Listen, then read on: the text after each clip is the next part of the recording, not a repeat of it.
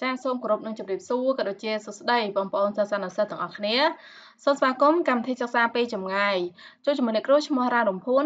ជាគ្រូបង្រៀនឯកទេសផានវិទ្យានិងបរិស្ថានមកពីវិទ្យាល័យព្រះស៊ីសុវត្ថិក្នុងកម្មវិធីសាលារៀនជំនាន់ថ្មីចានេះគឺជាវីដេអូខ្លឹមសារមេរៀនថ្នាក់ទី11ដែលអ្នកគ្រូដកស្រង់ចេញមកពីចម្ពោះទី3មេរៀនទី8ទឹកក្នុងបរិយាកាសពពកនិងកំណត់អាកាសចាចំពោះខ្លឹមសារអ្នកគ្រូនឹងបង្ហាញបងប្អូនទាំងអស់គ្នាអំពីពពកនិងកំណត់អាកាស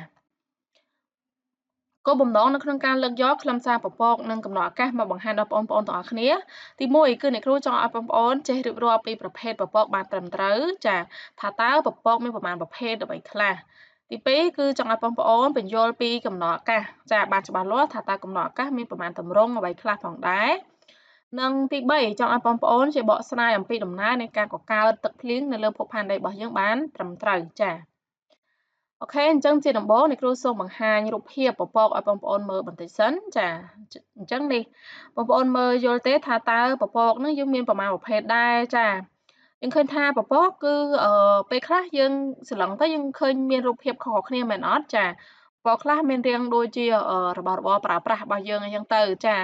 ដូចជាបន្លែដូចជាផ្លែឈើចាដូចរឿងសត្វអីចឹងទៅណាហើយពពកវាអាចមានតូចមានធំហើយអាចចេញជាទម្រង់ខុសៗគ្នាទៅតាមពេលវេលាទៅតាមខែតាមរដូវផ្សេងៗគ្នាផងដែរអញ្ចឹងបងប្អូនមានដែរកំណត់ដឹងទេថាតើពពកនឹងវាមានប្រមាណប្រភេទអ្វីខ្លះផងដែរចាតោះឥឡូវមុននឹងចូលដល់ប្រភេទឥឡូវយើងទៅមើលនិយមន័យបន្តិចសិនថាតើពពកជាអ្វីហើយកើតឡើងដូចម្ដេចចាអញ្ចឹងពាក្យថាពពកគឺជាដុំដំណក់ទឹកឬក្រាមទឹកកកតូចល្អិតរាប់ពាន់លានផ្គុំចូលគ្នាអញ្ចឹងមានន័យថាពពកនោះនៅក្នុងវាជាចំហាយទឹកទេចាវាចំហាយទឹកដែលប្រមូលផ្ដុំគ្នារាប់ពាន់រាប់លានគ្រាប់ចាហើយកើតឡើងវិញម្ដងពពកគឺកើតឡើងដោយសារខ្យល់ក្ដៅអណ្ដែតឡើងលើហើយចុះត្រជាក់คล้ายជាខ្យល់ឆ្អែតចំហាយទឹកហើយចំហាយទឹកនៅក្នុងខ្យល់វាតែងតែប្ដូរទម្រង់ជារាវរឹងអាស្រ័យទៅតាមសីតុណ្ហភាពនៅទីនេះមានន័យថាពពកកើតឡើងដោយសាររំហួតទាំងអស់គ្នាចាកម្ដៅព្រះអាទិត្យដុតភពផែនដីរបស់យើងធ្វើឲ្យមានរំហួតហួតចំហាយទឹកនៅលើផ្ទៃផែនដីនឹងកើតឡើងចារំហួតហួតចំហាយទឹកដែលមានទាំងលើទ្វីបនិងក្នុងសមុទ្រឡើងមកដល់បរិយាកាសកាន់តែខ្ពស់សីតុណ្ហភាពនឹងចុះត្រជាក់ដោយសារនៅក្នុងមណ្ឌលការចលនៅលើផ្ទៃដីក្ដៅប៉ុន្តែនៅពេលយើងឡើងកាន់តែខ្ពស់សីតុណ្ហភាពនឹងចុះត្រជាក់ជារៀងរាល់1គីឡូម៉ែត្រសីតុណ្ហភាពនឹងចុះត្រជាក់6.5អង្សាសេអញ្ចឹងមានន័យថាឡើងកាន់តែខ្ពស់សីតុណ្ហភាពកាន់តែត្រជាក់ទៅដូចយើងឡើងភ្នំអញ្ចឹងសីតុណ្ហភាពពេលដែលយើងឡើងដល់កំពូលភ្នំយើងនឹងមានអារម្មណ៍ថាវាត្រជាក់ជាងនៅខាងក្រោមជើងភ្នំហើយចាចឹងនៅពេលដែលសីតុណ្ហភាពត្រជាក់វានឹងធ្វើឲ្យកំណកចំហាយទឹកដែលហួតមកពីផ្ទៃដីហ្នឹងទៅជាកករឹងคล้ายទៅជាគ្រាប់ពពកចាអញ្ចឹងហើយដែលបង្កើតបានជាពពកហើយការកើតពពកនេះវាមានរូបរាងផ្សេងៗគ្នាដូចដែលយើងបានឃើញអញ្ចឹងពពកអត់មានរូបរាងរបស់វាមិនដូចគ្នាគ្រប់ទីកន្លែងទាំងអស់ទេគឺវាតែងតែមានការប្រែប្រួលខុសៗគ្នាហើយកន្លែងដដែលហ្នឹងក៏អត់មានពពកដដែលៗដែរក៏វាអាចវិវត្តទៅជាពពកអីផ្សេងៗដែរចាតែអញ្ចឹងមកមើលទាំងអស់គ្នាណាថាតើពពកដែលយើងមើលឃើញពីផ្ទៃអឺដីទៅណា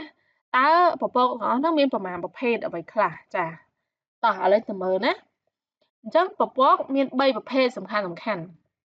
ចាទី1គឺពពកផ្កាស្ពៃចាផ្កាស្ពៃដូចផ្កាស្ពៃអញ្ចឹងណាចាដូចស្តៀងផ្កាខាត់ណាដែរចាពពកផ្កាស្ពៃគឺវាដូចកំណរសំឡីអណ្ដែតឡើងលើបរិយាកាសចាហើយវាកើតឡើងនៅពេលដែលខ្យល់ក្ដៅអណ្ដែតឡើងលើពេលមេឃស្រឡះមួយទៀតគឺពពកអន្លាយពពកអន្លាយមានទម្រង់ជា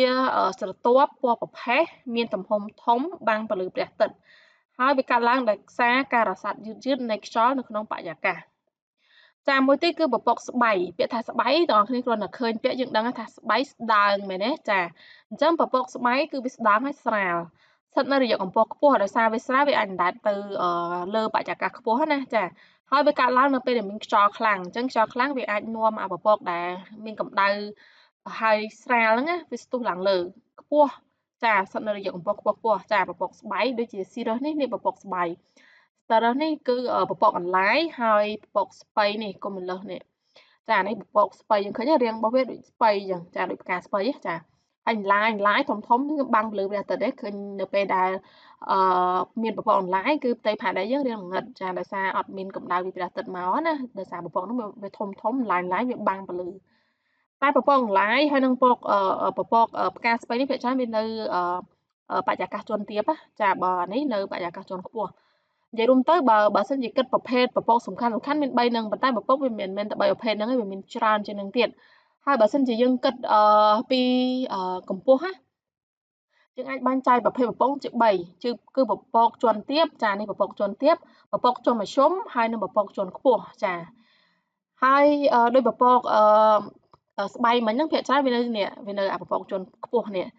ដល់ពេលពពកស្បៃហើយនិងពពកអនឡាញភាគច្រើនវានៅពពកក្រោមឯងវានៅធំអញ្ចឹងទៅវានៅរាងទាបចាយើងមើលនេះពពកនេះបងប្អូនឃើញស្គាល់ទេពពកនេះធំខ្លាំងមែនតើអានេះយើងហៅថាគុយមួយលុយណាំប៊ូសពពកនេះកម្ពស់របស់វាអាចចូល15គីឡូម៉ែត្រអីអានេះដឹងតែបង្កើតព្យុះភ្លៀងខ្លាំងហើយនិយាយទៅបើអត់មានពពកក៏អត់មានរន្ទះក៏អត់មានព្យុះភ្លៀងក៏អត់មានផ្គរលាន់អីដែរផ្នែកបន្ទោអីហ្នឹងគឺអត់មានទេតែដោយសារមានពពកហើយពពកកាន់តែធំធ្វើឲ្យមានព្យុះភ្លៀងធ្លាក់មកក៏កាន់តែខ្លាំងចានេះដូចអានេះអីហ្នឹងគឺសិតតែពពកព្យុះភ្លៀងធ្លាក់អីខាងខ្លាំងហើយចាយើងឃើញតែរូបរាងទៅដឹងហើយវាស្ថិតនៅឡើង3រយៈកម្ពស់វានៅទាំងអាមធ្យមទាំងអាជាន់ទាបហើយជាន់ខ្ពស់ទៀតចាចឹងនេះប្រភេទពពកវាមានច្រើនដែលគ្រូបានបង្ហាញមិញហ្នឹងតែប្រភេទសំខាន់មានតែអន្លាយចាអសុំទោសមានតែប្រភេទស្បៃចាអានេះអន្លាយហើយនឹងផ្កាស្បៃទេចាអូខេឥឡូវយើងចូលដល់កំណកអាកាសវិញម្ដងចាកំណកអាកាសមាន4ទម្រង់ផ្សេងគ្នាដោយរូបដែលអ្នកគ្រូបានបង្ហាញអញ្ចឹងគឺនេះមានទឹកភ្លៀងចាអាចមានព្រិលអាចមានភ្លៀងលាយព្រិលហើយនឹងអាចមានជាដុំទឹកកកចាអញ្ចឹងយើងមើលមួយថាតើកំណកអាកាសទាំង4ហ្នឹងហេតុអីបានជាខុសៗគ្នាបែបហ្នឹងចាអញ្ចឹងកំណកអាកាសដែលមានទម្រង់ជាទឹកភ្លៀងចាទឹកភ្លៀងគឺជាប្រភេទកំណកអាកាសនៅក្នុងទម្រង់រាវដែលធ្លាក់មកពីពពកមកលើផ្ទៃផែនដីរបស់យើងនិយាយទៅកំណកអាកាសនៅពេលដែលពពកឆ្អែតទឹកវាត្រូវធ្លាក់មកលើផ្ទៃផែនដីយើងវិញដែលវាផ្នែកមួយរបស់វដ្តទឹកវដ្តទឹកវាមាន3ដំណាក់កាលទី1មានរំហួតទី2កំណកទី3កំណកអាកាសចាកំណកអាកាសវាត្រូវធ្លាក់មកលើផ្ទៃផែនដីវិញប៉ុន្តែដោយសារតំបន់អាកាសធាតុនីមួយៗនៅលើភពផែនដីយើងខុសគ្នាវាធ្វើឲ្យកំណកអាកាសក៏ប្រែប្រួលទៅជា4ទម្រង់នឹងដែរឧទាហរណ៍ទឹកភ្លៀងភាគច្រើនកំណកអាកាសនឹងធ្លាក់មកតំបន់អេក្វាទ័រឬក៏តំបន់ត្រូពិចណាអញ្ចឹងវាជាតំបន់ដែលក្តៅអញ្ចឹងវាមិនអាចទៅជាទឹកកកឬក៏រឹងឬក៏ជាព្រិលអីបានទេចាមួយទៀតគឺភ្លៀងលាយព្រិលចាភ្លៀងលាយព្រិលគឺកើតឡើងនៅពេលដែលទឹកភ្លៀងធ្លាក់ឆ្លងកាត់ស្រទាប់ខ្យល់កកជួនកាលពេលដែលវាធ្លាក់មកដល់ដីវាคล้ายទៅជាស្រទាប់ទឹកកកហើយដូចកញ្ចក់អញ្ចឹងចាភ្លៀងលាយព្រិលនៅពេលដែលសីតុណ្ហភាពវាត្រជាក់អញ្ចឹងមានន័យថាកំណកអាកាសហ្នឹងវាធ្លាក់មកចំតំបន់ត្រជាក់ដូចជាត្រជាក់បង្គោលឬក៏តំបន់ប៉ូលអញ្ចឹងវាបំលែងឲ្យកំណកអាកាសហ្នឹងវាទៅជារឹងណាប៉ុន្តែមកសល់ល្មមវាអាចមិនជារឹងខ្លាំងអញ្ចឹងទៅវាមានទឹករាវមកជាមួយនឹងទឹកកកនឹងដែរចាជួនអីពេលដែលកំណកអាកាសហ្នឹងវាធ្លាក់មកជិតផ្ទៃផែនដីបានវាប៉ះសីតុណ្ហភាពត្រជាក់បានវាคล้ายទៅជាព្រិលអីចឹងទៅចាបន្តមកទៀតគឺទឹកកកនេះទោះតែសីតុណ្ហភាពរាងខ្លាំងហើយរាងត្រជាក់ខ្លាំងជាងព្រិលទៀតចាអញ្ចឹងទឹកកកគឺជាកំណកអាកាសក្នុងទម្រង់រឹងពេលសីតុណ្ហភាពធ្លាក់ចុះត្រជាក់ខ្លាំងចាអញ្ចឹងវាសីតុណ្ហភាពដូចថានៅតំបន់ប៉ូលឬក៏នៅតំបន់ត្រជាក់បង្គោលចំរដូវរងាអីចឹងពេលដែលកំណកអាកាសធ្លាក់មកវានឹងអាចបំលែងកំណកអាកាសហ្នឹងទៅជាទម្រង់រឹងខ្លាំងទៅជាដុំទឹកកកដែលធំជាងដុំព្រិលហ្នឹងទៀតចាមួយទៀតគឺព្រិលព្រិលគឺជាកំណកអាកាសក្នុងទម្រង់រឹងធ្លាក់ចុះដូចជាបាល់ឬក៏ជាដុំទឹកកកមានទំហំពី5ទៅ75មីលីម៉ែត្រចានេះទំហំរបស់ព្រិលជាមធ្យមណាចាហើយវាតែងតែកើតមាននៅក្នុងពពកគុយមួយណាំប៊ូសចាអញ្ចឹងប្រភេទពពកមានច្រើនប៉ុន្តែភាគច្រើនបើសិនជាពពកអាចកើតបានជាព្រិលគឺប្រមូលទៅចាំថាគឺជាប្រភេទពពកគុយមួយណាំប៊ូសពពកនោះស្រដៀងជាមួយនឹងផ្កាស្ពៃដែរប៉ុន្តែវារាងធំចា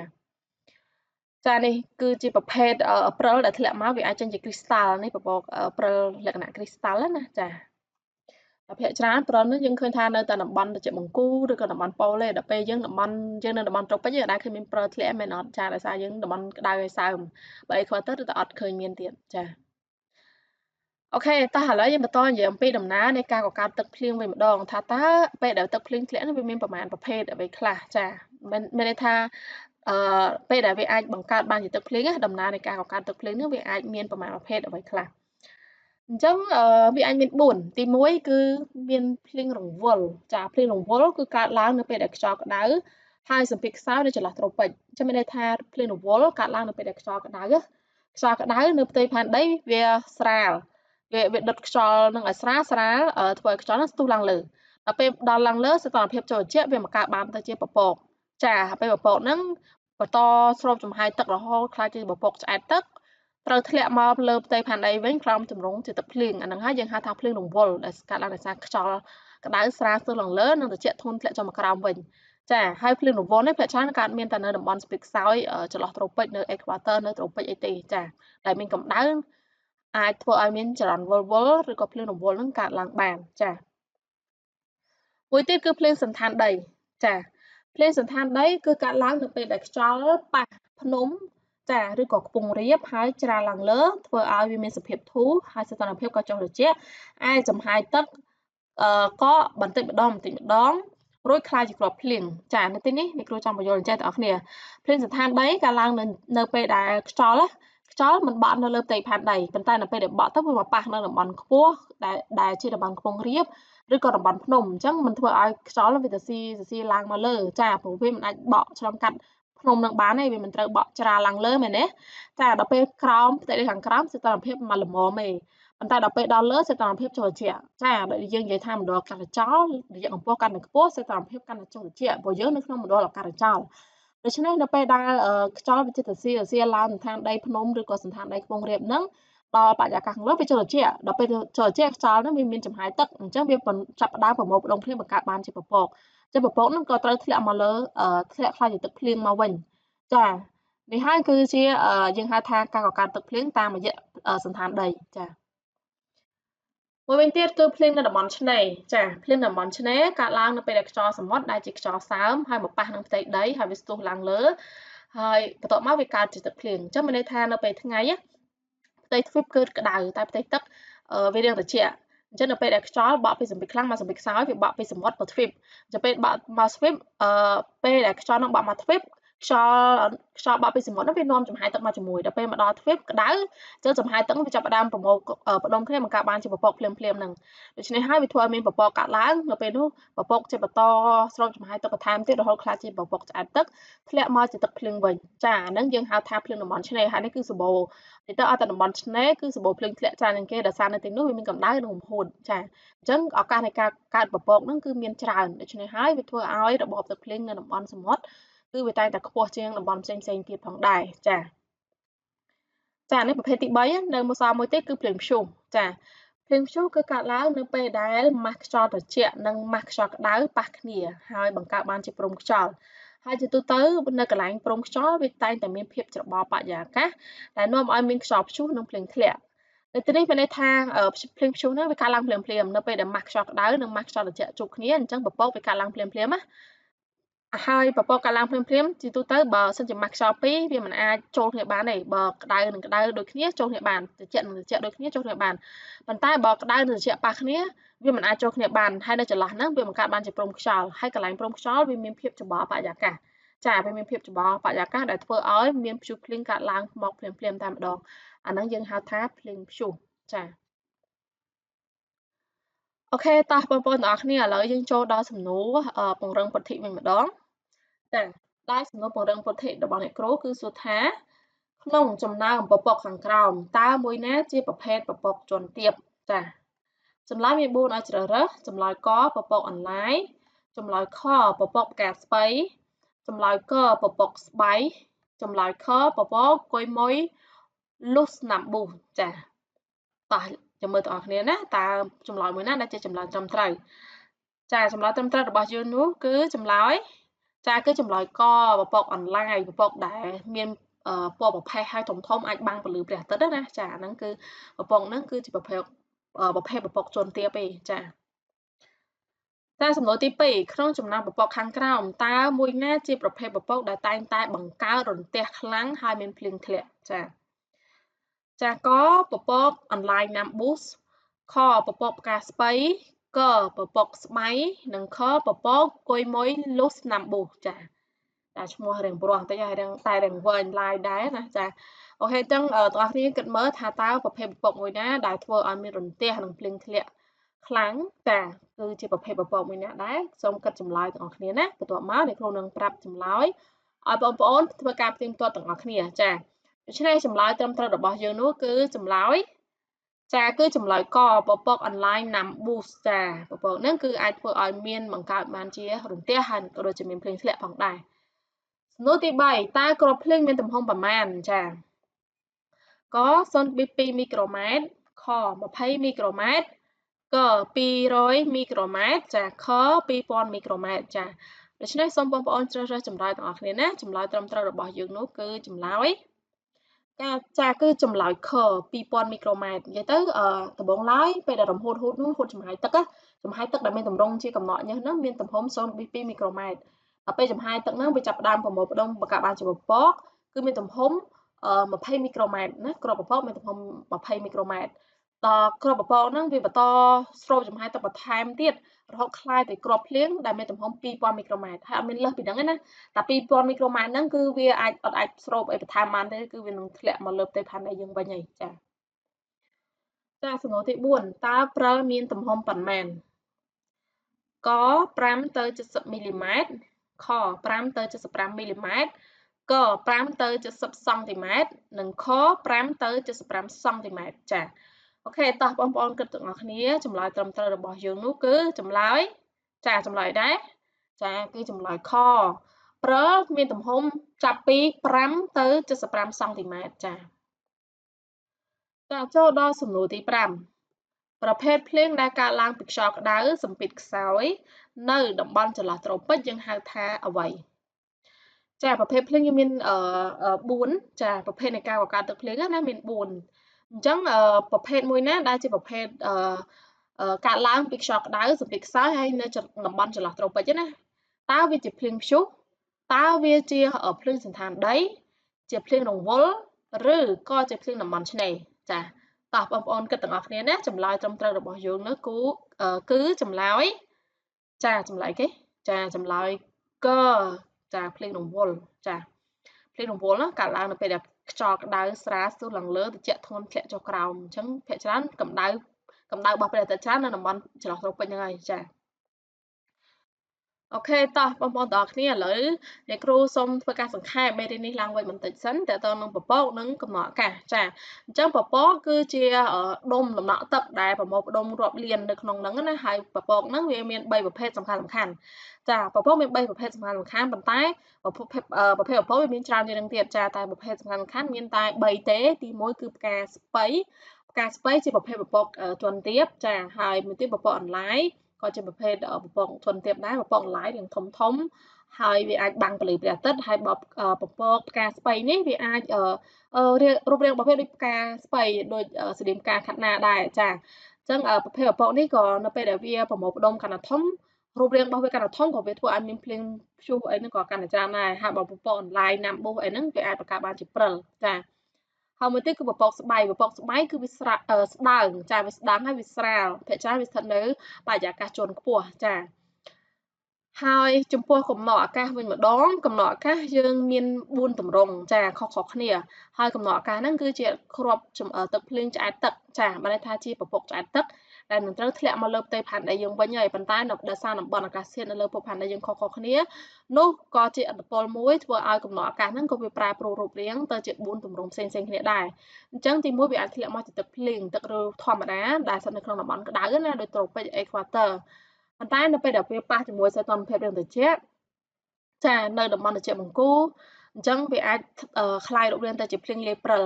ហើយបើសិនជាសីតុណ្ហភាពมันកាន់តែត្រជាក់ខ្លាំងវាអាចទៅជាដុំទឹកកកចាហើយបង្កើតបានជាព្រិលនៅពេលដែលពពកហ្នឹងវាធ្លាក់មកវាមានការប្រែប្រួលដោយសារប្រភេទពពកដែរចាប្រភេទពពកភាគច្រើនពពកគុយមួយណាំប៊ូណាចាហើយជាទូទៅព្រិលវាអាចមានទំហំចាប់ពី5ទៅ75មីលីម៉ែត្រផងដែរចាហើយចំពោះដំណើរនៃការបង្កើតទឹកភ្លៀងនៅលើភពផែនដីរបស់យើងគឺមាន4ចាខុសៗគ្នាទី1គឺភ្លៀងរង្វល់នោះគឺកើតឡើងនៅពេលដែលខ្យល់ក្តៅស្រាលនាំចំហាយទឹកស្ទុះឡើងលើដល់លើសីតុណ្ហភាពត្រជាក់ចំហាយទឹកប្រមូលផ្ដុំគ្នាបង្កើតបានជាពពកធ្លាក់ទៅជាទឹកភ្លៀងវិញចាជាទូទៅវាកើតមាននៅតំបន់ចន្លោះត្រូពិចបើភ្លៀងសណ្ឋានដីវាអាចកើតមានគ្រប់ទីកន្លែងទាំងអស់ឲ្យតែតំបន់ហ្នឹងវាមានភ្នំឬក៏ខ្ពង់រាបអីចឹងណាកើតឡើងនៅពេលដែលខ្យល់នៅលើផ្ទៃផែនដីហ្នឹងមកប៉ះនឹងសណ្ឋានដីខ្ពស់វាចារឡើងលើដល់សីតុណ្ហភាពខាងលើវាត្រជាក់វាចាប់ផ្ដើមបង្កើតបានទៅជាពពកធ្លាក់ទៅជាទឹកភ្លៀងមកវិញដល់ពេលភ្លៀងតំបន់ឆ្នេរគឺដោយសារពេលថ្ងៃគឺផ្ទៃទ្វីបវាក្តៅជាងទឹកចា ដោយសារផ្ទៃទ្វីបពេលថ្ងៃគឺវាស្រូបកម្ដៅបានលឿនជាងទឹកផ្ទៃរលួងវាអត់សូវស្រូបកម្ដៅបានច្រើនទេអញ្ចឹងវាធ្វើឲ្យខ្យល់ដែលបក់មកពីសមុទ្រហ្នឹងនាំចំហាយទឹកមកលើទ្វីបព្រោះខ្យល់ពីសមុទ្រហ្នឹងវាមានសម្ពាធខ្លាំងបក់មកទ្វីបដែលជាតំបន់សម្ពាធខ្សោយដូច្នេះហើយដល់ពេលដល់មកដល់តំបន់ទ្វីបខ្យល់ហ្នឹងវាក្ដៅវាស្រាលវាស្ទុះឡើងលើអញ្ចឹងវាមានចំហាយទឹកហ្នឹងវាបង្កើតបានជាពពក